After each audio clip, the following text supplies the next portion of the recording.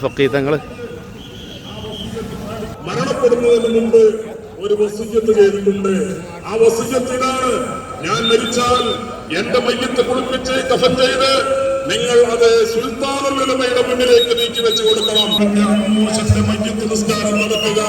തൊട്ടടുത്ത് കാണുന്ന പള്ളിയിൽ വെച്ച് മഹാനായ ശൈഖുനാ കാന്തപുരം ഉസ്താദിന്റെ നേതൃത്വത്തിൽ എന്റെ ഭാര്യാപിതാവിന്റെ നടക്കും എന്ന് പറഞ്ഞപ്പോൾ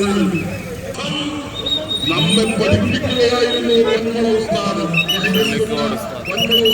കാന്തപുരത്തെ വിശേഷിപ്പിച്ച മഹാനായ പണ്ഡിതന്റെ പേരാണ് മുഹീസുന്ന പൊന്മള അബ്ദുൽ ഖാദിർ മുസ്ലിയാർ. മഹാനായ മുഹീസുന്ന ഈ സദസ്സിൽ വെച്ച് ബഹുമാനപ്പെട്ട സുൽത്താനുൽ ഉലമയുടെ മഹോന്നതമായ കരങ്ങളാൽ തൊട്ടതൊക്കെ പൊന്നാക്കിയ മഹാനായ സുൽത്താനുൽ ഉലമയുടെ കരങ്ങളാൽ ആദരിക്കപ്പെടുന്നു.